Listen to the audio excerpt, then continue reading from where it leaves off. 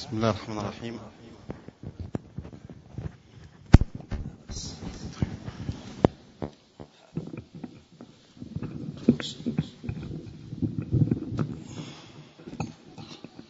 بسم الله الرحمن الرحيم، والصلاة والسلام على أفضل الخلق والمرسلين محمد وعلى آله وصحبه أجمعين.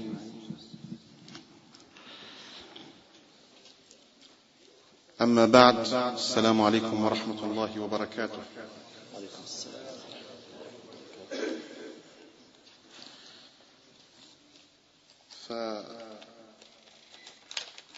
فأحببت أن أذكر نفسي وإياكم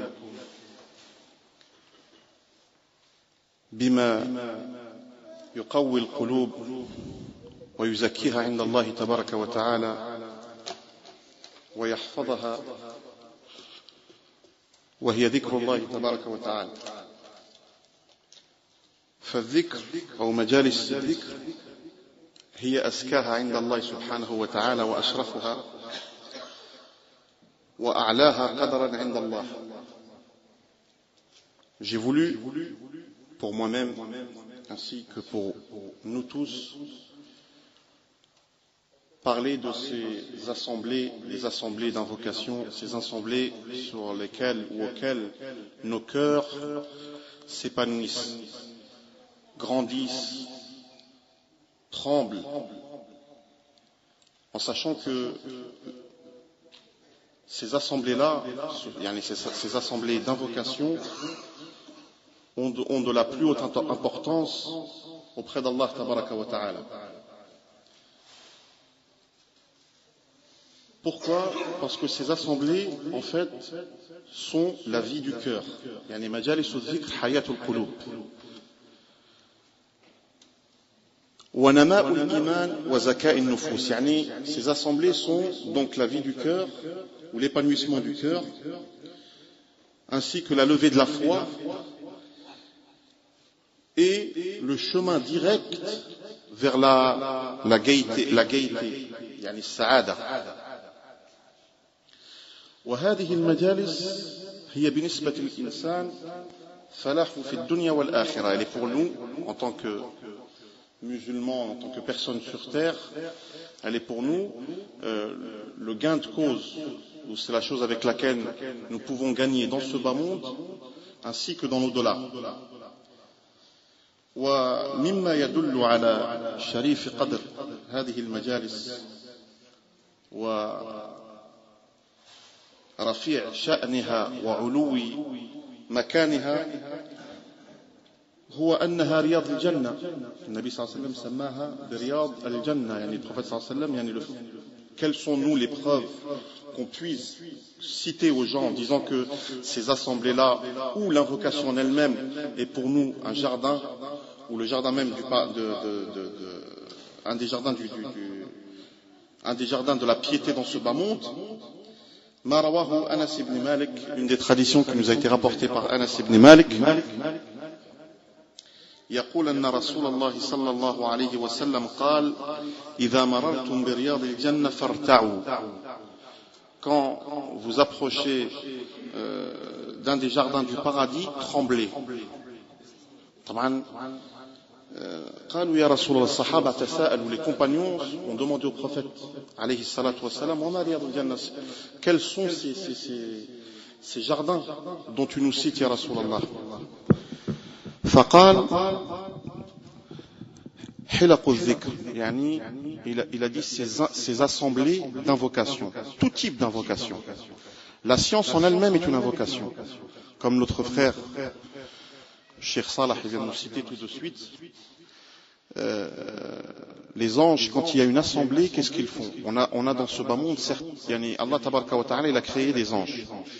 Chaque ange, il a en fait une fonction spécifique. Et il y en a d'autres qui marchent dans ce bas monde et qui cherchent ces assemblées. Quand il en trouve une, comme la nôtre aujourd'hui par exemple, ils s'assoient et ils écoutent. Ils écoutent et ils nous enveloppent de leurs ailes.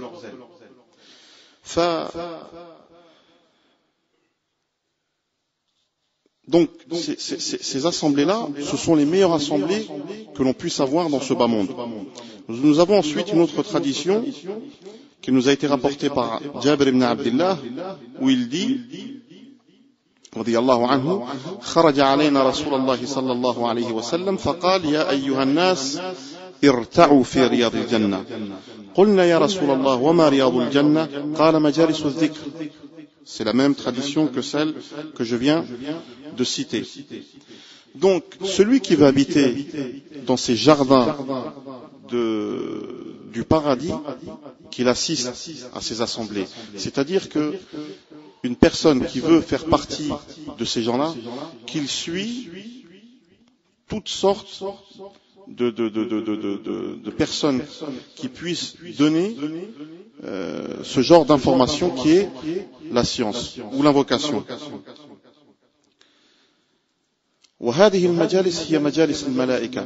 Donc ces assemblées sont aussi les assemblées des anges. فليس مجلس في الدنيا يستوطن فيها الملائكة إلا هذه المجالس، فهي كما ذكرنا رياض الجنة، وكما أخبر النبي عليه الصلاة والسلام أن لله ملائكة فضلا، يعني il y a certains anges يطوفون في الطرق، ils tournent dans les rues، يلتمسون أهل الذكر، et ils cherchent. فإذا وجدوا قوما يذكرون الله تعالى تنادوا. S'ils trouvent une assemblée où l'invocation est dite, ils s'appellent. هلموا إلى حاجتكم. Voilà, nous avons trouvé une assemblée, donc nous y allons. فقال فيحفونهم بأجنحتهم إلى سماء الدنيا. Ils les enveloppent donc de leurs ailes jusqu'aux cieux de la terre, c'est-à-dire le premier ciel, ou le premier ciel, pardon. قال فيسألهم ربهم بعد ذلك وهو أعلم بهم. Allah tabaraka wa ta'ala, quand ils retournent, Allah leur demande: qu'avez-vous fait? Ils disent: nous avons assisté à une assemblée. Que s'est-il passé? Ou quelles sont les choses dont ces gens ont fait dans cette assemblée? قال يقولون يسبحونك ويكبرونك ويحمدونك ويمجدونك. Donc ils font le tasbih, ils font le takbir, ils font le tahmid et ils t'élèvent. التمجيد هو العلو، يعني يعلونك. فيقول الله تبارك وتعالى: وهل رأوني؟ M'ont-ils vu? Est-ce que ces gens-là m'ont-ils vu? فيقول: لا والله ما رأوك. Ils ne t'ont pas vu, ya Allah. فيقول: كيف لو رأوني؟ يعني, et si ces gens-là qui font ou qui disent ces invocations-là, s'ils m'auraient vu, yani, comment serait-ce leur comportement? قال فيقولون لو رأوك كانوا أشد لك عبادة وأشد لك تحميدا وتمجيدا. S'ils t'avaient vu, ya Allah, ils seront plus, yani, ils t'adoreront plus, ils te glorifieront plus, et ils t'élèveront encore plus. فيسألهم ربهم, ils leur demandent ensuite leur Seigneur: et que me demandent-ils ces gens-là dans ce bas monde? Qu'est-ce qu'ils me demandent? قال يسألونك الجنة. Ils te demandent le paradis, ya Allah. قال فيقول هل رأوها? Ont-ils vu ce paradis? يقولون لا والله يا رب. Non, ils ne l'ont pas vu. فيقول كيف لو أنهم رأوها. طبعا si ces gens-là voient le paradis, comment serait leur comportement? فيقول لو أنهم رأوها كانوا أشد عليها حرصا وأشد لها طلبا وأعظم فيها رغبة. Ils y prêteront plus d'intention, ils la demanderont plus, et ils essaieront de œuvrer plus dans ce bas monde pour acquérir ce paradis. Ensuite, Allah subhanahu wa ta'ala, il leur demande une autre question, il leur dit: فَفِيمَا يَتَعَوَّذُونَ. Et de quelles choses ces gens-là demandent de les repousser, enfin de ne pas tomber dedans. قال يقولون فيقول من النار يتعوذون يا رب من النار يعني ils demandent que tu puisses les écarter des flammes de l'enfer. Donc Allah tabaraka wa ta'ala il demande à ces gens il demande à ces anges وهل رأوها ont-ils vu les flammes de l'enfer? فيقولون لا والله يا رب ما رأوها. قال فيقول كيف لو رأوها يعني comment serait leur comportement s'ils avaient vu les flammes de l'enfer. فيقولون لو رأوها كانوا أشد منها فرارا وأشد لها مخافة. Ils se sauveraient et ils auront plus peur. فيقول رب فأشهدكم أني قد غفرت لهم. Allah il dit, vous êtes témoins, je pardonne à ces gens-là. Il y a ce genre de personnes qui ont assisté à ce genre d'assemblée-là. قال فيقول ملك من الملائكة فيهم فلان ليس منهم وإنما جاء لحاجة. Un des anges dit, Ya Allah, il y a dans cette assemblée une personne qui n'a rien à voir. Et cette personne-là, elle n'est pas venue pour écouter ou elle ne fait pas partie de ces personnes-là ou de ces gens-là. فيقول هم الجلساء لا يشقى بهم جليسهم.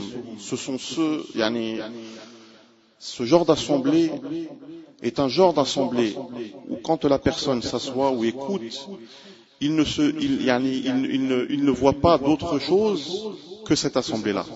Pour lui, la chose la plus bénéfique, c'est de tirer le plus ou le maximum du cours ou de l'invocation qui est donnée.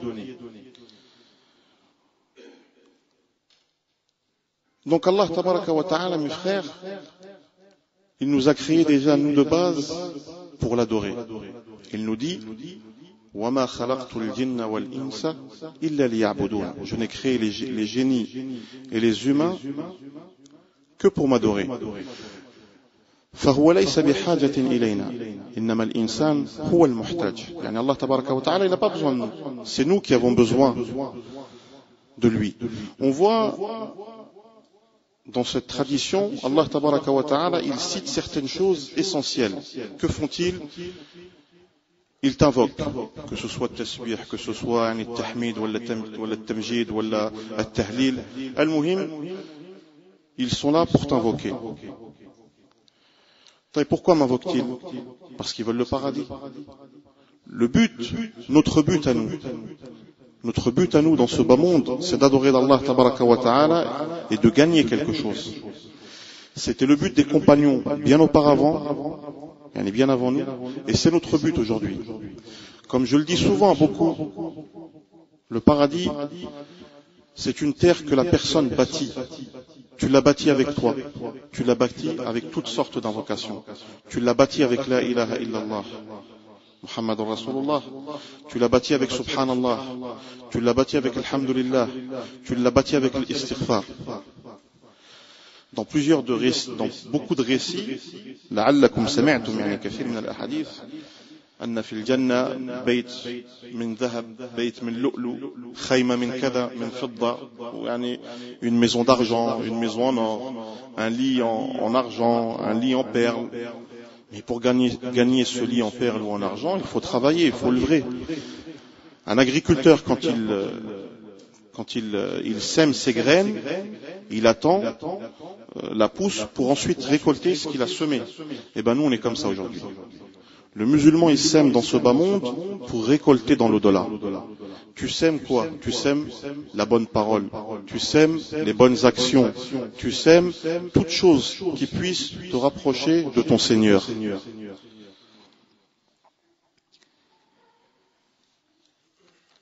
Et la chose que je remarque dans beaucoup de traditions, c'est que le prophète alayhi salatu wassalam كان حريصا أشد الحرص على فهم يعني على فهم السنة للصحابة يعني il voulait vraiment que les compagnons puissent comprendre ces traditions et il faisait tellement de choses que lui personnellement n'avait pas besoin de faire.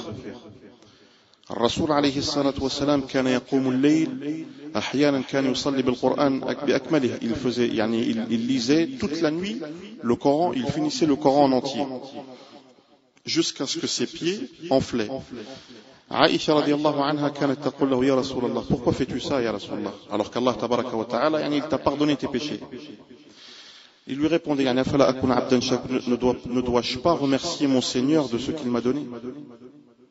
Il est pour nous un guide, il est pour nous un professeur, il est pour nous un messager.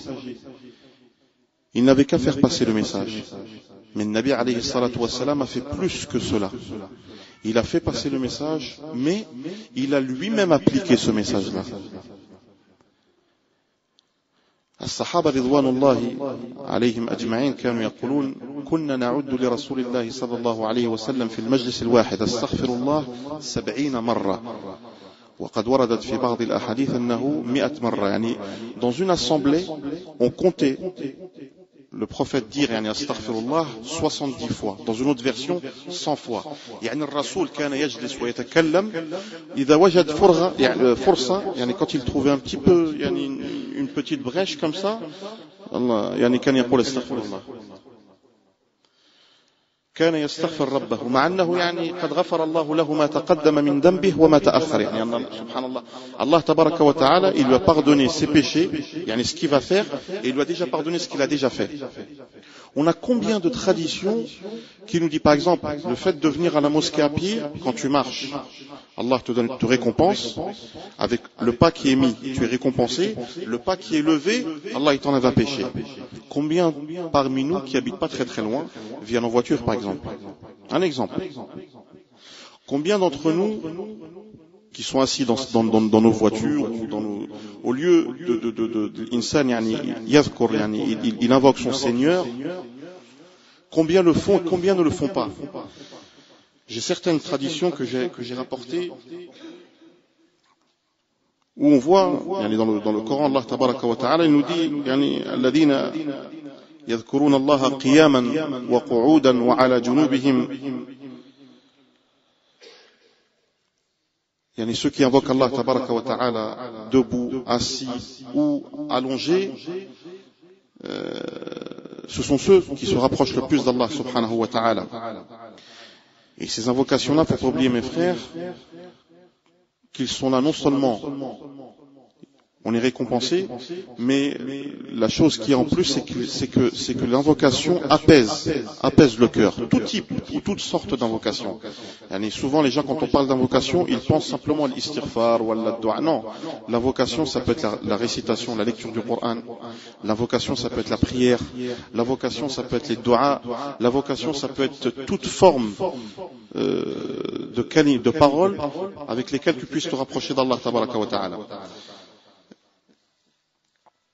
C'est pour ça qu'on dit ala bi dhikrillahi tatma'innul qulub wa bi dhikrillahi aydan takhrujul kurub wa bi dhikrillahi aydan yahsulun nasr wa yuthabbitu Allahu al-qalb fi mawatin al-faragh. Avec l'invocation d'Allah tabaraka wa ta'ala, les cœurs s'apaisent. Avec l'invocation d'Allah tabaraka wa ta'ala, le souci est levé. Avec les invocations d'Allah tabaraka wa ta'ala, la personne gagne.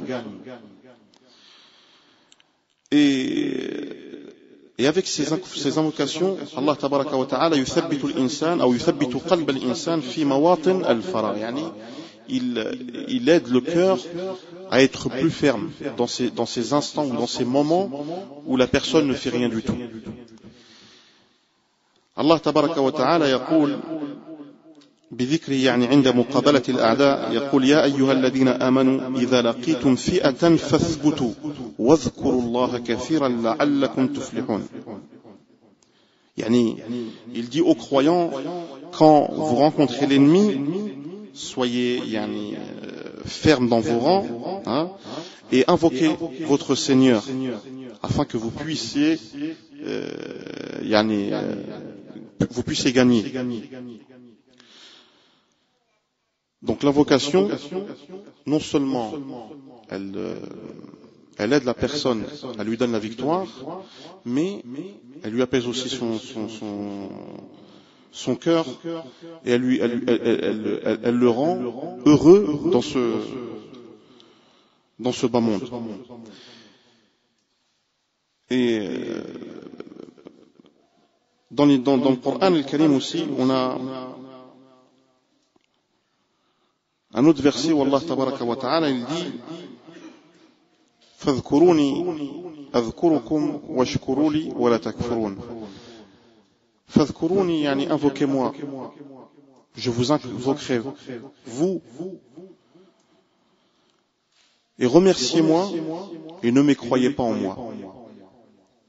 Nabi alayhi salatu wassalam, quand une bonne chose lui arrivait, il remerciait son Seigneur et il l'invoquait. Et il nous l'a fait comprendre dans une de ses traditions en nous disant Ajaban li amri al-mu'min inna amrahu kulluhu khair. Il est étrange aux musulmans parce que chaque chose qu'il a lui appartient est du bien. In asabathu sarra shakar fa kana khair lah. Quand une bonne chose lui arrive, il remercie son Seigneur et c'est mieux pour lui. Wa in asabathu darra sabar. Et quand le mal l'atteint, il patiente et c'est mieux pour lui. Donc quoi qu'il arrive, al-mu'min da'iman yashkurullah, al-mu'min da'iman yadhkurullah. Et celui qui invoque et celui qui n'invoque pas, c'est comme la personne qui est morte, c'est comme une personne vivante et une personne qui est morte. Parce que le Nabi nous dit celui qui invoque et celui qui invoque son Seigneur et celui qui ne l'invoque pas, c'est comme le vivant et c'est comme le mort. La tradition, elle nous a donc nous appelés à toutes sortes d'invocations. Comme j'ai cité tout au début, je disais que la récitation, la lecture du Coran, c'est aussi une invocation. Pourquoi?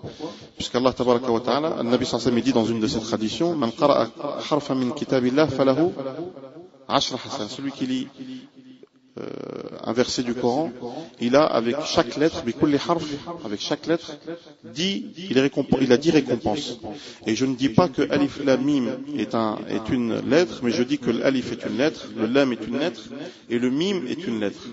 C'est-à-dire que le fait de dire, ou de réciter, de dire Alif Lam Mim, Allah il te récompense, si tu es vraiment sincère, de 30 hasanah. Imaginez-vous, ces gens, ils ont vraiment pas perdu leur temps. Ceux qui ont lu le Coran toute la nuit, ceux qui ont appliqué cette tradition, quand Allah tabaraka wa ta'ala, il descend au troisième tiers de la nuit et il demande, y a-t-il quelqu'un qui me demande pour que je puisse le pardonner? Y a-t-il quelqu'un qui veut que je lui exauce ses vœux ou les choses dont il a besoin? Ces gens-là n'ont pas perdu. Ils n'ont pas perdu leur temps. Les savants, il y avait des savants à l'époque, comme par exemple Al-Fudayl ibn Iyad, on dit qu'il priait chaque nuit 1000 raka'a. 1000 raka'a. Hatta summiya bi'abid al-haramayn. Allah pardon, les savants l'ont appelé, ceux qui le connaissaient, ils l'ont appelé l'adorateur du haram. لأن كان في الليل وطبعا كان في زمانهم في وقتهم البركة الإنسان كلما تقارب الزمان وكلما نقصت البركة حتى يأتي الحديث مثلا في آخر الزمان في حديث الدجال قال لك لما يخرج الدجال quand il va sortir à la fin des temps. Ce que je veux dire c'est que plus on avance en avant, moins il y a de baraka. Et par exemple, on va sortir légèrement du contexte.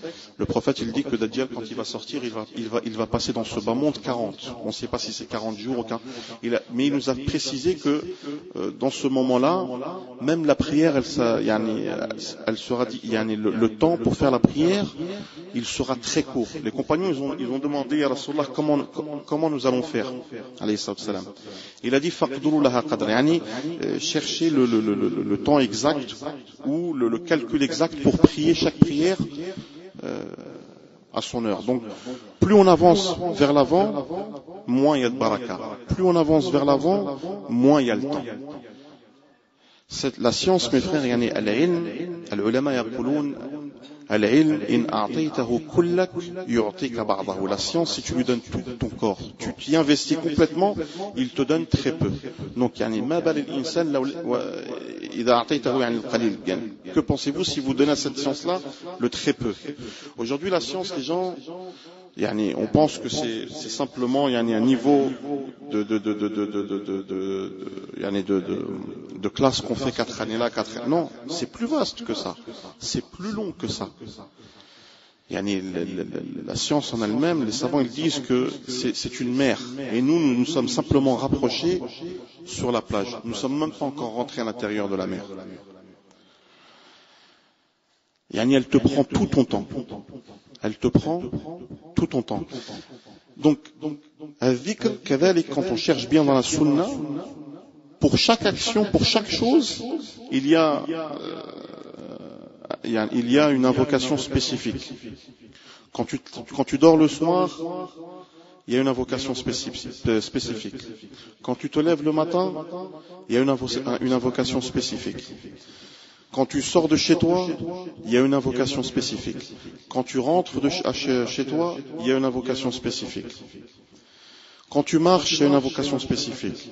Quand tu rentres dans la mosquée, il y a une invocation spécifique. Quand tu sors de la mosquée, il y a une invocation spécifique. Ça, hein? Les insan, quand tu dors, tu fais dua, tu lis ayatul kursi, tu lis qul huwa Allah, qul a'udhu rabbil falaq, qul a'udhu rabbin nas, tu t'essuies sur toi, ça c'est un hadith. Ensuite, il y a un autre hadith qui dit celui qui va t'épargner des supplices de la tombe, qui lit surat al-mulk. Ça c'est un hadith. Ensuite, celui qui veut que sa maison soit épargnée du shaitan, qui lit surat al-baqara. Ça c'est un hadith. Ensuite, quand tu sors ou quand tu rentres, bismillah walajna, bismillah kharajna wa ala rabbina tawakkalna. Ça c'est un hadith. Quand tu rentres aussi, bismillah, quand tu rentres chez toi, si tu veux pas que le shaitan il assiste à ton manger. Quand tu rentres dans la mosquée, idem, la même chose. Qu'est-ce qu'on dit quand on rentre dans la mosquée?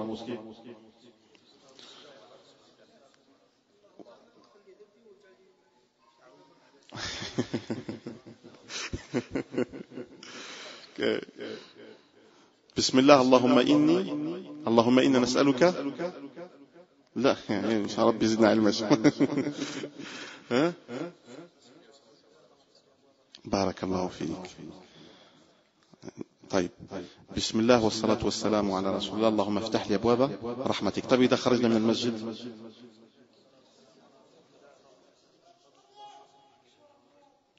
اللهم إنا نسألك من فضلك مع الرواية التي رأيت bon quoi qu'il arrive on a ce dhikr.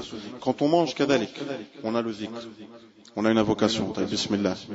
Quand tu finis alhamdulillah, quand tu rentres dans les toilettes on a le dhikr. En comptant tout ça, on a aussi ce que le prophète alayhi salatu wassalam nous a cité dans d'autres majlis. La première chose qu'il faut savoir, mes frères, c'est que l'insan, la première chose, quand il va rentrer dans son tombeau, يتفطن له ويقول في نفسه يا ليتني لو عملت أكثر وأكثر. J'aurais dû faire encore plus.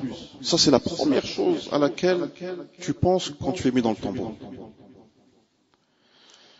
Tout ce qu'Allah tabaraka wa ta'ala nous a dit dans le Coran, ou infirmons le prophète alayhi salatu wassalam, le prophète nous a informé, tout ce que le prophète kadalik nous a dit,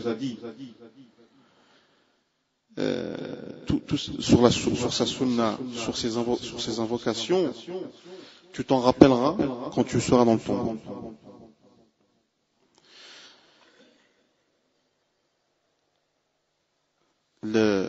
Abdullah ibn Rawaha, je crois, je ne sais pas si c'est Abdullah ibn Rawaha ou Abdullah ibn Rawaha, je crois.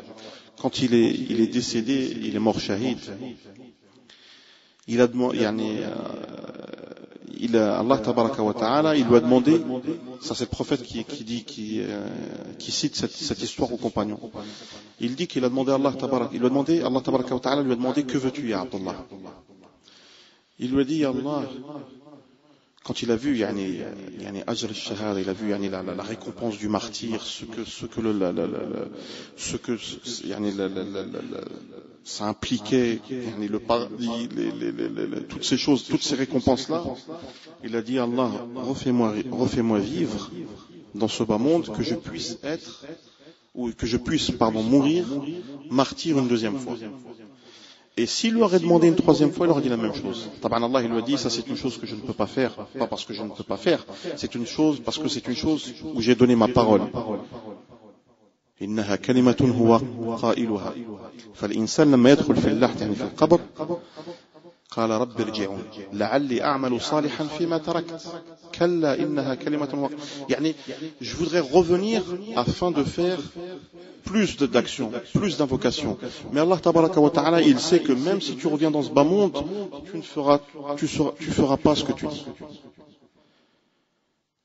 يعني هناك حرب بين الإنسان وبين الشيطان. Il y a une guerre déclarée entre l'humain et le diable. الشيطان أقسم, il a juré. Il a dit, je vais tous les, et Allah, il a dit, je vais tous les égarer. Sauf tes fervents servants. Illa ibadak al-mukhlasin.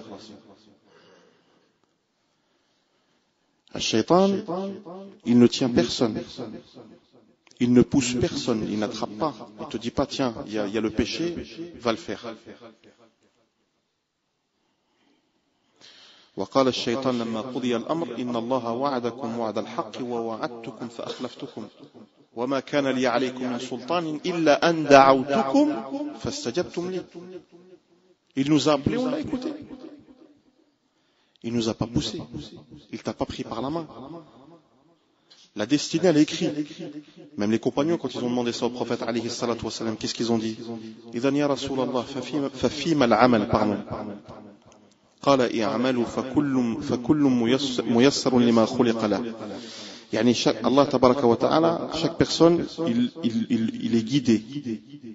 In khayran fa khayr, si c'est du bien, c'est du bien, wa in shar fa shar. Si c'est du mal, c'est du mal. Mais la meilleure chose que nous on puisse avoir aujourd'hui, c'est le cerveau, parce qu'on peut faire la différence entre le bien et le mal.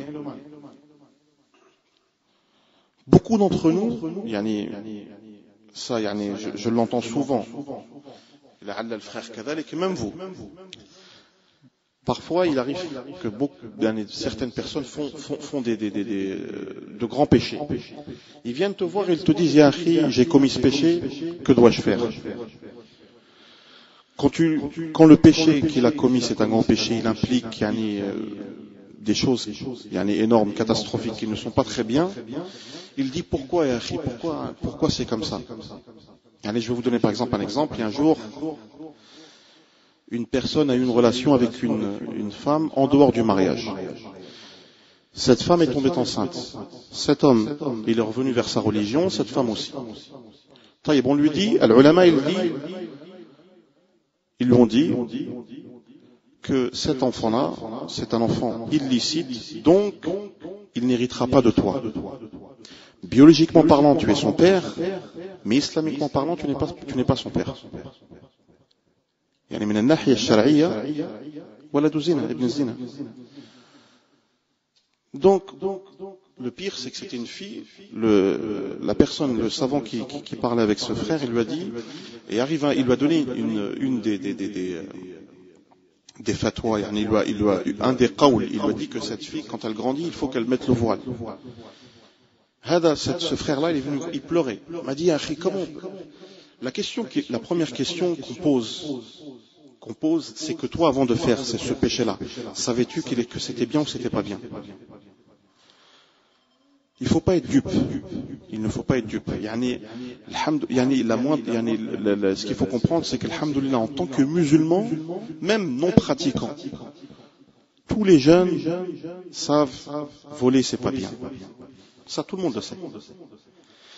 Allez voir les filles, même si tu pratiques pas, c'est pas bien. Ça, tous on le sait. Bien avant d'avoir prié, on savait que c'était pas bien.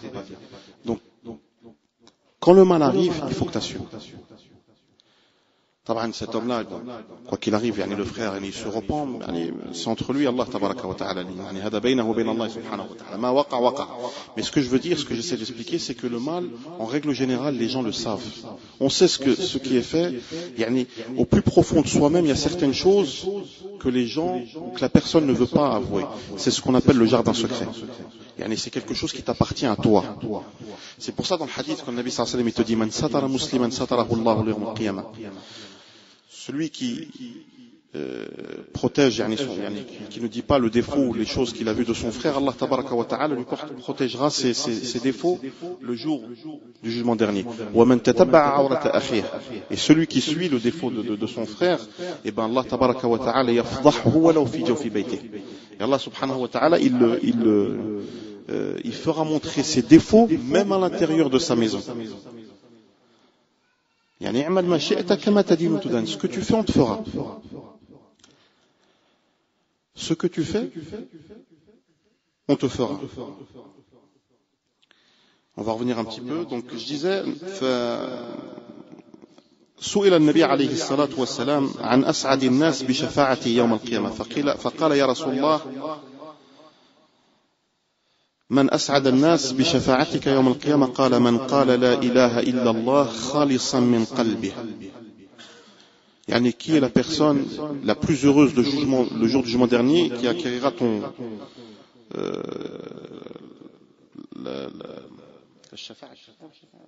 l'intercession. Il a dit, celui qui dit la ilaha illallah avec sincérité de son cœur. Parce que l'invocation en elle-même, ou tout acte adoratoire, il implique toujours une sincérité.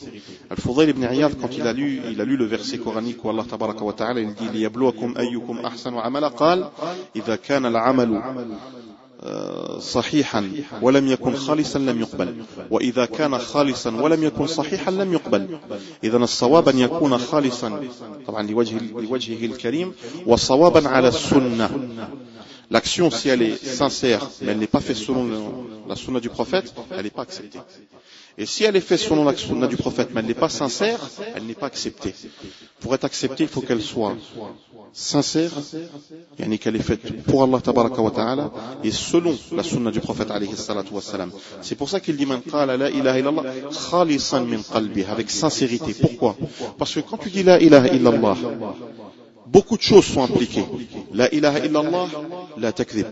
La ilaha illallah, la tasriq. La ilaha illallah, la tazni. La ilaha illallah, la tunafiq. La tushrik. Toutes ces choses-là, ils sont en dessous de la ilaha illallah. Détrompez-vous. La première kalima, les 5 piliers de l'islam, ça a commencé par la ilaha illallah, ensuite as-salah, ensuite le jeûne, ensuite l'aumône, ensuite le pèlerinage. La ilaha illallah à lui tout seul, al-ulama, ils en ont fait des volumes. Pas un livre ou deux, ils en ont fait des volumes. Parce que tout tourne autour de cette kalima. Et un homme, un jour, il est venu voir le prophète, alayhi salatu wassalam, et le Rasoul sallallahu alayhi wa sallam, il parlait avec un compagnon. Et quand il a écouté ces paroles-là, lui, il est venu pour lui poser une question, et il a vu qu'il rentrait sur ils ont parlé de certains sujets de la charia, de la jurisprudence. Donc il lui a dit, ce compagnon-là, il a dit au prophète alayhi salatu wassalam, ya Rasulallah, ana la afhamu la dandanataka wa la dandanat Mu'adh. Les choses dans lesquelles tu parles avec Mu'adh, ya Rasulallah, je ne les comprends pas. Pour moi, c'est compliqué. Le Rasoul, il l'a regardé, il a souri, il a dit, justement, hawlaha nudandin. Nous, on tourne autour de ces choses-là. L'islam sont ces choses-là. L'islam, c'est la ilaha illallah. L'islam, c'est salat. L'islam, c'est zakat. L'islam, c'est sadaqa. L'islam, c'est siyam. L'islam, c'est le hajj. Ce sont ces choses sur lesquelles on tourne. Et le prophète alayhi salatu wassalam كان يقول أكثر من شهادة أن لا إله إلا الله قبل أن يحال بينكم وبينها. Dites beaucoup la ilaha illallah avant qu'il y ait une barrière entre vous et cette parole-là. Et il dit كذلك من قال لا إله إلا الله وحده لا شريك له له الملك وله الحمد وهو على كل شيء قدير 10 مرات كان كمن أعتق 4 أنفس من ولد إسماعيل. Celui qui dit la ilaha illallah wahdahu la sharika lah lahu al-mulk wa lahu al-hamdu wa huwa ala kulli shay'in qadir 10 fois, c'est comme si il avait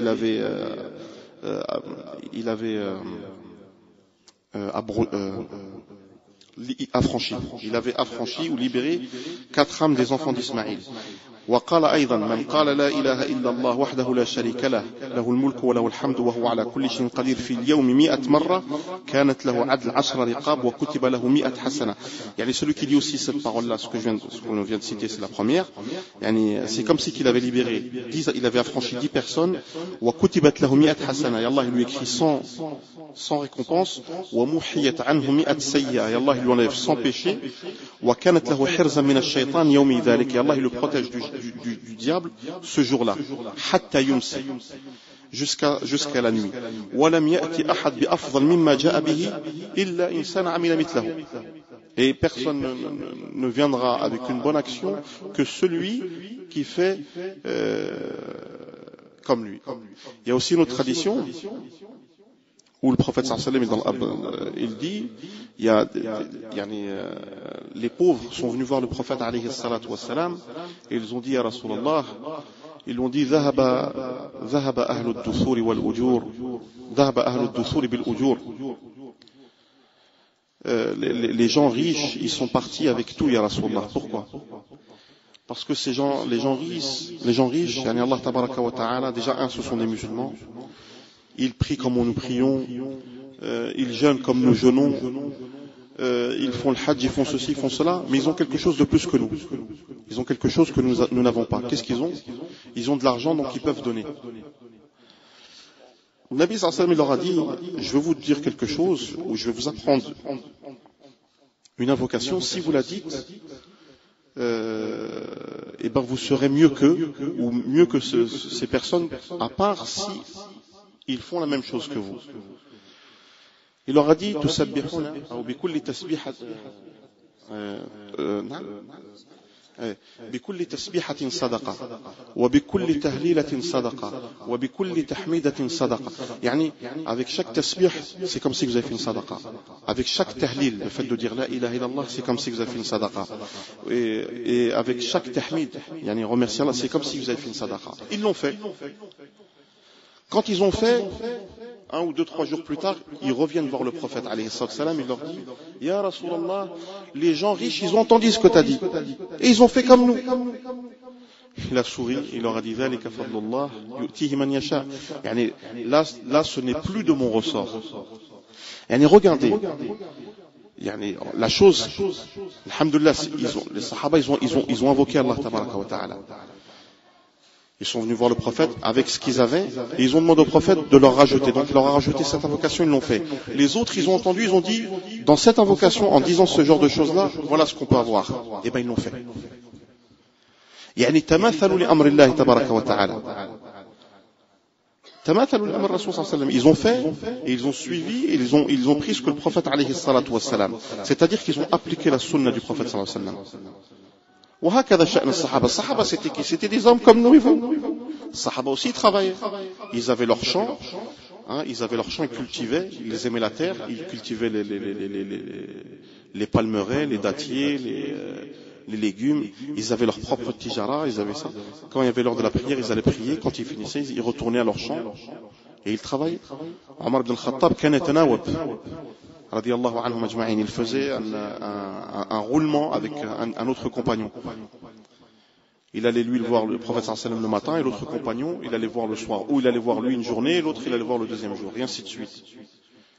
C'était des gens qui travaillaient, c'était des gens qui étaient mariés, c'était des gens qui avaient une vie comme tout le monde. Et avec ça, كانوا يتقربون إلى الله تبارك وتعالى بصالح الأعمال. Ils se rapprochaient d'Allah subhanahu wa ta'ala avec les bonnes actions. Tout ce qu'il pouvait entendre du prophète sallallahu alayhi wa sallam, il le faisait.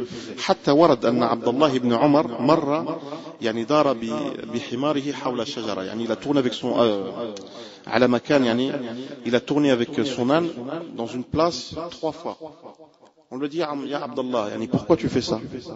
Il a dit parce que j'ai vu le prophète sallallahu alayhi wa sallam tourner avec son âne sur cet emplacement aussi, donc je l'ai fait. Jusqu'à là, il est parti, Abdallah ibn Umar. يعني on voit يعني الحرص يعني حرص الصحابة على إتيان ما قاله النبي عليه الصلاة والسلام أو ما فعله يعني ce que le prophète a dit ou ce que le prophète a fait. Le dernier hadith de Bukhari, Inch'Allah, je vais finir avec ça. C'est le hadith où le prophète sallallahu alayhi wa sallam te dit kalimatani khafifatani ala al-lisan thaqilatani fil mizan habibatani ila ar-rahman subhanallahi wa bihamdihi subhanallahi al-azim. وقال عليه الصلاة والسلام من قال سبحان الله وبحمده في يوم 100 مرة غفرت له ذنوبه وإن كانت مثل زبد البحر. Donc le hadith il dit kalimatan, yani deux paroles, yani khafifatan, légères sur la langue, lourdes sur la balance, et qui est aimé par Allah tabaraka wa ta'ala. Quelles sont ces deux paroles, ya Rasulallah? Subhanallah wa bihamdi, subhanallah al-azim. Et le prophète il nous dit aussi dans une autre tradition, man qala subhanallah wa bihamdihi 100 fois, Allah tabaraka wa ta'ala lui pardonne ses péchés, même s'ils sont équivalents à la grandeur de la mer. La question qu'il faut se poser, c'est qu'Allah tabaraka wa ta'ala, il nous appelle à faire la bonne action, à faire de bonnes choses, et que nous, malheureusement, on dévie. Ces choses-là, ces petites traditions qu'on vient de citer, pour nous, c'est des petites traditions, des petits hadiths, mais auprès d'Allah tabaraka wa ta'ala, c'est énorme. Ces petites choses qu'on vient de citer, ce que nous on pense aujourd'hui, ce sont des petites choses, parce que le fait de dire la ilaha illallah, on dit, bon, c'est petit. Mais, amam Allah, c'est énorme. Ces petits hadiths qu'on vient de citer, ces petites kalimas qu'on vient de citer, le jour du jugement dernier, quand tu seras pris, amam Allah tabaraka wa ta'ala, on va te dire, ya fulan, voilà tes péchés. On va tellement t'en citer que tu vas dire, hadihi muhlikati khalas. Je suis cuit, je peux plus rien faire. Allah, il va te dire, non. Il va te dire, mais, il va te sortir une autre feuille, il va te dire, tiens, tu vas rentrer au paradis, tu vas te dire, pourquoi, ya Allah? Il va dire, justement, tel et tel jour, tu as fait tel et tel dhikr avec sincérité. Tu as été sincère, tu as pleuré, tu as fait, ou tu es sorti de chez toi, et tu as dit cette invocation avec ça. Et cette invocation-là, elle t'a valu telle place. Yani Allah, là, en fait, on est en train de commercer, on fait du commerce avec Allah subhanahu wa ta'ala. C'est un genre de commerce. Mais dans l'histoire, c'est nous les gagnants. Tu ne sors rien de ta poche. Tu ne sors rien de ta poche. Est-ce que le fait de dire subhanallah wa bihamdihi, tu vas payer quelque chose? Rien. Tu es assis comme ça dans la mosquée, tu n'as rien à faire. Allahumma inni astaghfiruka wa atubu ilayk. Tu perds quelque chose? Tu as donné de l'argent? Non. Astaghfirullah. Tu es assis dans ta voiture, tu conduis, astaghfirullah. Tu as perdu quelque chose? Non. C'est comme ça l'islam. La ilaha illallah. Tu as perdu quelque chose? Non. Nous aujourd'hui, chaque chose, quand on est touché par quelque chose, pas de dhikr, pas rien. Alors que il faut que l'insan, il essaye d'invoquer son Seigneur le plus possible. Il faut que l'insan essaie d'invoquer son Seigneur le plus possible. Aujourd'hui, les savants ils disent, comme le professeur Sam, le hadith, l'un des hadiths qu'on a cité tout à l'heure, il dit, Man qala la ilaha illallah mukhlisan min qalbi dakhala al-jannah, wa man kana akhiru kalamihi la ilaha illallah dakhala al-jannah. C'est un tawfiq min Allah. Yani le fait de dire la ilaha illallah à sa mort, croyez-moi les frères, c'est pas donné à tout le monde. العلماء يقولون منهم شيخ ناصر رحمه الله ils disent من علامات حسن الخاتمة أن يقول الإنسان يعني عند موته لا إله إلا الله يعني شاهد quand il va mourir il dit la ilaha illallah wallah c'est un tawfiq mes frères c'est pas donné à tout le monde c'est pas donné à tout le monde cette parole là عظيمة عند الله سبحانه وتعالى elle est vaste elle est grande elle est énorme. At-tawba, c'est quoi At-tawba? At-tawba, le repentir, c'est de se repentir auprès d'Allah tabaraka wa ta'ala sur une action qui a été faite, une mauvaise action qui a été faite. Tu dis quoi? Tatoub ila Allahi tawbatan sah. C'est bon, tu te repens auprès d'Allah tabaraka wa ta'ala. Première chose, tandam, yani tu regrettes l'action que tu as commise, tu te repens, tu fais un genre de pacte avec Allah tabaraka wa ta'ala pour plus y revenir. C'est ça tawbah. Souil al-Sheikh Ibn Uthaymin rahimahullah, pour les grands péchés, les péchés capitaux, est-ce qu'on a besoin de faire 2 rak'at? Il a dit هذا من الكمال. لو قال الإنسان خالصا من قلبه اللهم إني أستغفرك وأتوب. Celui qui dit de son cœur sincère, avec sincérité, ya Allah, wallahi je me repens, je ne recommencerai plus cette action-là. Avec sincérité, Allah il lui pardonne. Les 2 rak'at que tu fais plus tard, c'est la perfection, c'est le summum si vous voulez. Mais si tu le dis vraiment de ton cœur avec sincérité, eh ben Allah il te pardonne. Quoi qu'il arrive après, c'est entre toi et ton Seigneur. C'est pour ça, les compagnons toutes les nuits priaient, tous les jours ils demandaient pardon. Parce que la tentation, elle est tous les jours. Le mal, il est tous les jours. La tentation et le mal, c'est tous les jours. Et comme je l'ai dit tout au début de mon discours, la première chose à laquelle la personne va penser, quand il sera dans son tombeau, pourquoi j'ai pas œuvré plus? Pourquoi je n'ai pas fait plus? Donc il faut que nous pactisons, on fait un pacte avec Allah. Il prend un pacte avec soi-même et avec Allah. Qu'il essaye d'appliquer ce genre d'invocation journalier, qui se met un temps spécifique. Telle heure à telle heure, voilà ce que je vais faire. Je vais lire par exemple temps du Coran. De telle heure à telle heure, je vais essayer d'apprendre tant. De telle heure à telle heure, je vais demander à Allah tabaraka wa ta'ala de me pardonner. C'est faisable. Wallahi, c'est faisable. Mais il faut que tu prends un engagement avec toi-même. Tu prends un engagement avec toi-même et tu prends un engagement avec Allah tabaraka wa ta'ala. Et croyez-moi, après tu verras. Ton cœur il sera apaisé et toute chose te sera, Allah il te facilitera toutes choses, tu les verras ouvertes devant toi sans problème. En sachant que, quoi qu'il t'arrive, que ce soit du bien ou du mal, si c'est du bien, tu remercies ton Seigneur, si c'est du mal, tu le remercies et tu patientes. Tu remercies et tu patientes. Pourquoi? Aujourd'hui, c'est une ni'ma, c'est un bienfait de parler, de bouger, de marcher. C'est un bienfait. C'est un luxe que pas tout le monde a. Dans l'islam, nous, on nous a enseigné de ne pas regarder la personne au-dessus de nous, mais de regarder ceux qui sont en dessous de nous. Si toi t'es mal, si toi t'es en bonne santé, eh ben sache qu'en dessous de toi il y a des personnes qui ne sont pas en bonne santé. Si toi aujourd'hui tu peux venir à la mosquée, alhamdoulilah, tu peux venir en marchant, il y a d'autres qui ne peuvent pas venir à la mosquée, ils n'ont pas ce luxe-là. Si toi aujourd'hui tu pries debout, il y en a qui n'ont pas ce luxe-là. Ils n'ont pas ce luxe. Ils prient assis, ou ils prient assis, ou ils prient allongés. Si toi aujourd'hui tu parles, il y en a qui ne peuvent pas. Si toi aujourd'hui tu manges bien, il y en a même avec toute la richesse du monde. Ils mangent très très peu, ils ne peuvent pas. Pourquoi? Parce que manger trop peut les tuer. Donc, quoi qu'on a aujourd'hui, c'est un bienfait d'Allah tabaraka wa ta'ala. وعلى الإنسان أن يشكر الله سبحانه وتعالى chaque jour il faut remercier Allah subhanahu wa ta'ala. Les gens aujourd'hui quand tu lui dis Allah c'est lui qui t'a donné, il te dit Akhi, moi j'ai travaillé. Sahih, il te dit j'ai travaillé donc j'ai sué, à la fin du mois le patron m'a donné ma paye. C'est correct? Mais si Allah il t'aurait rendu malade, comment t'aurais fait pour travailler? Si tu es malade, tu ne peux pas travailler. Et à la fin du mois, il n'y a pas de paye. Ou à la rigueur, même si on te paye, la paye sera diminuée. Par contre, si tu as la santé, c'est pour ça l'insan yashkur.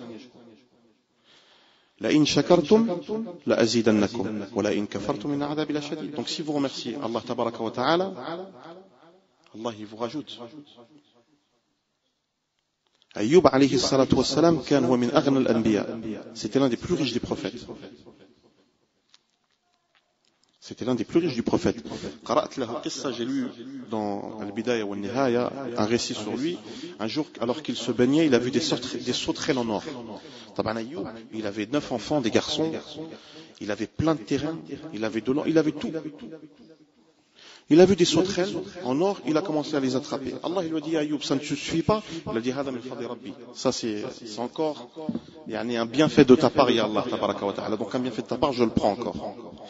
Allah ibtalah fi mali wa fi ahli. Allah il l'a éprouvé dans ses biens. Toutes ses terres lui ont été enlevées. Sa richesse est partie. Ses enfants sont tous morts. Il ne restait plus que lui et sa femme. Sa femme, elle lui a dit, après près de 7 ans, elle lui a dit, Ya Ayoub, demande à Allah tabaraka wa ta'ala d'enlever le mal que tu as. Tout ce mal. Il lui a dit, j'ai patienté dans la richesse plus de 18 ans. Ne puisse pas patienter plus que cela. Il est dans la patience. Il n'a fait le dua que quand il a vu sa femme vendre ses cheveux pour amener à manger. Qu'est-ce qu'il a dit? Rabbi inni massani ash-shaytanu bi nusbin wa adhab. C'est quand ça a touché sa femme qu'il a levé ses mains. Pas avant. Il levait bien sûr ses mains, mais pour remercier Allah tabaraka wa ta'ala, malgré dans le mal dans lequel il était. Ça c'est la patience. C'est le summum de la patience, je dirais. Peut-être qu'après ça, il n'y a pas d'autre. Donc, tout ce qui nous arrive aujourd'hui, l'insan alayhi an yashkur Allah azza wa jalla wa an yadhkur rabbah. Il faut donc invoquer son Seigneur. Le petit moment que tu gagnes, invoque ton Seigneur. فأسأل الله سبحانه وتعالى أن يثبتنا وإياكم على لا إله إلا الله وأن يجعل آخر كلامنا لقوله من قال لا إله إلا الله أو من كان آخر كلامه لا إله إلا الله دخل الجنة. إن شاء الله بهذا القدر كفاية. Avec ça, إن شاء الله on va s'arrêter. إذا كان الأخ الله يكرمك تعبان زي بارك الله فيكم جزاكم الله خير سبحانك اللهم وبحمدك أشهد أن لا إله إلا أنت أستغفرك وأتوب إليك. Est-ce qu'il y a des questions sur le sujet même?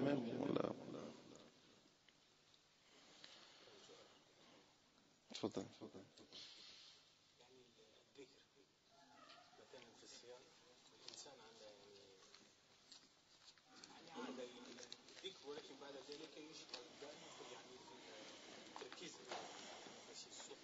نعم.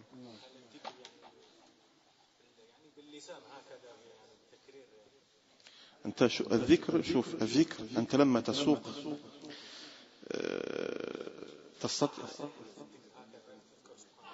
نعم لو ذكرت فقط عبارة عن كلمة إذا بدأت بالتوجه في البداية ثم غفلت قليلا فيما بعد فلا حرج. النبي صلى الله عليه وسلم كان إذا صلى مثلا هو على دابته كان يجعل الدابة مثلا يجعلها على اتجاه القبلة ثم بعد ذلك إذا صارت هي يمينا وشمال ما كان يلقي لها بال وصلاته كانت صحيحة. فيك بارك. سلام سلام.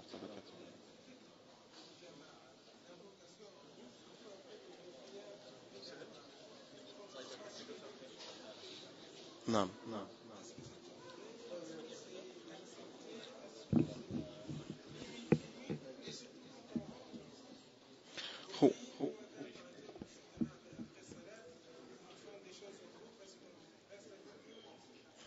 هو في لم يرد لا في السنة لا في القرآن ولا في السنة أن الصحابة كانوا يجتمعون للذكر يذكرون الله عز وجل بكلمة واحدة أو جماعة. هذا ما ورد في السنة. إنما السنة أن يذكر الإنسان الله سبحانه وتعالى بمفرده وحده سواء كان قراءة القرآن ولا الذكر نفسه. نحن سألنا المشايخ في قضية في الدعاء في قضية الدعاء للميت بعد دفنه. سألنا لأن ورد حديث في المسألة فقال أحد المشايخ وهو ابن جبرين حفظهم الله جميعا قال الإنسان يدعو لنفسه وليس له أن يدعو جماعة فإن هذا لم يرد لا عن رسول الله ولا عن صحابته. هذا بالنسبة للدعاء.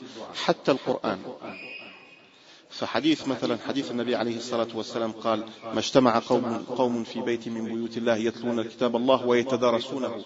الدرس هو ليس أن يجلس يعني أن تجلس الجماعة وأن تقرأ القرآن يعني بصوت واحد أو لا، إنما أن يكون مثلا في الحلقة إنسان أفقه من الآخرين في القرآن، يعني في أحكام التجويد ويعلم الناس، يسمع للناس ويعلمهم.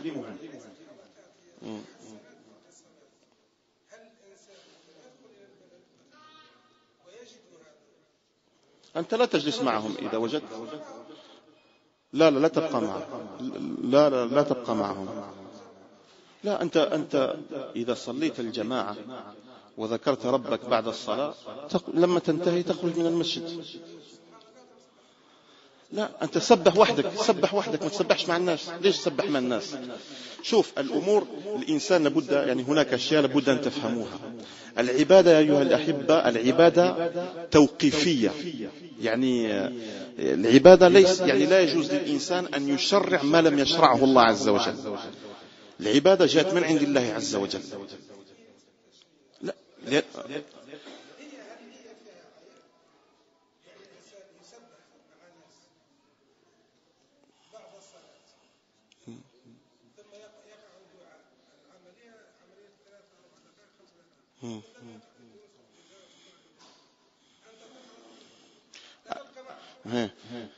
أنا فهمت سؤالك، لكن أنا الآن يعني أوجهك سؤال آخر. أنت الآن لو قلت لهؤلاء أن ما تفعلونه ليس من السنة، لو قلت لهم يعني ماذا سيكون الإجابة؟ ها؟ لا، ماذا سيقولون يعني لك؟ لا، أنت الآن تقول لهم مثلا ما تفعلونه ليست من السنة، وإنما هو مخالف للسنة. لماذا؟ لأن النبي صلى الله عليه وسلم لم يفعله والصحابة لم يفعله، ونحن يعني إسلامنا أو ديننا منه عليه الصلاة والسلام. طيب أنت الآن قلت يقول لك يعني يقول لك لا وهذا ليس بعيب. أنا عندي كلام آخر. لما تقول له هذا الكلام يهز لك الصباط ويعطيك، يقول لك خرج من الجامع، أنتم اللي شتتونا، وأنتم اللي لماذا؟ لأن شوف المشكل إذا وصل يعني الشرك كيف ظهر؟ الشرك أصلا كيف ظهر في جزيرة العرب بل في الدنيا؟ بعد الناس كانوا صالحين في منطقة ما، كانوا صالحين ماتوا. كي ماتوا جاء الشيطان في القرية هذه وزين لهؤلاء الناس، قالوا هذوك الناس راهم صالحين ماتوا لكم وكذا، باش ما تنسوهمش ابنوا لهم، ابنوا يعني كل واحد يعني يبني صورة الآخر، يبني يعني صنم على صورة الإنسان اللي مات. كانوا 3: يعوق ويغوث ونصر، فبنوا. طبعا الجيل الأول اللي بقي كانوا يعرفون أن هؤلاء الناس ناس صالحين، لكن اللي جاءوا من بعدهم يعني الناس اللي جاءوا من بعدهم الأولاد هذوك والأولاد وش قالوا هذوك الصنم كانوا أجدادنا يعبدونه، فصار الناس هذو يعبدونه حتى ظهر الشرك في الأرض.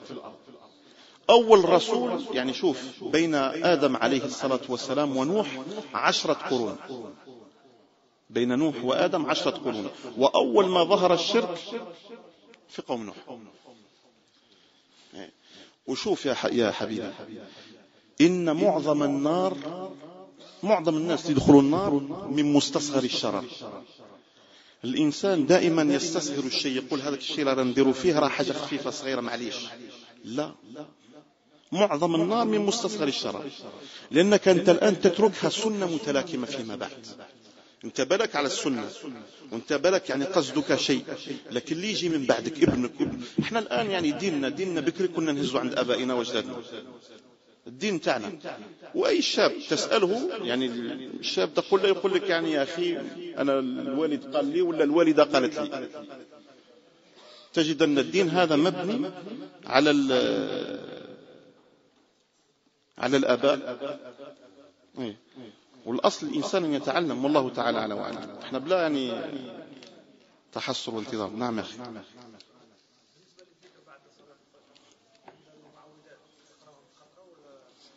3. نعم 3.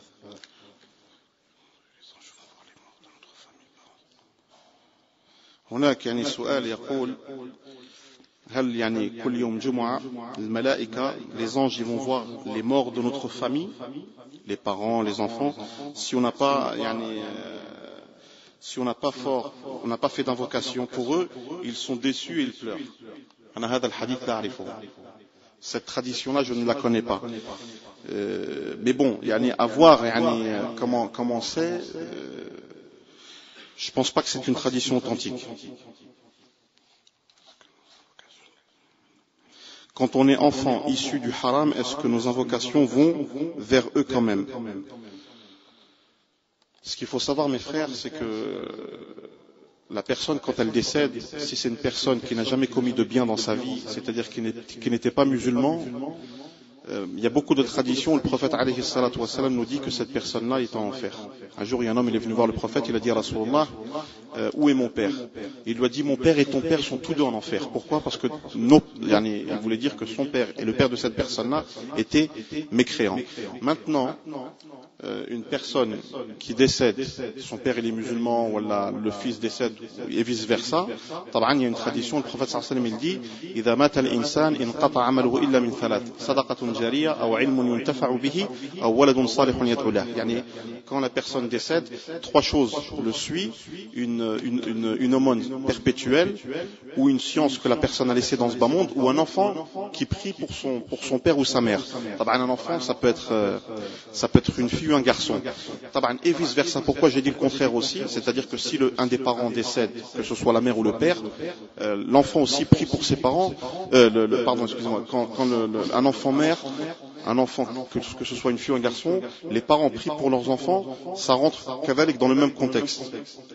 لأن النبي صلى الله عليه وسلم يقول ثلاث دعوات مستجابات يعني لا ترد منها دعوة الوالد وعلى ولده. يعني parmi ces invocations, c'est le fait que la personne prie pour son enfant. يعني si un père il prie pour son enfant, il demande à Allah tabaraka wa ta'ala de lui pardonner, Inch'Allah, Allah subhanahu wa ta'ala pardonne à cet enfant-là, et le contraire est aussi juste. Wallahu ta'ala ala wa ala. Barakallahu fikum.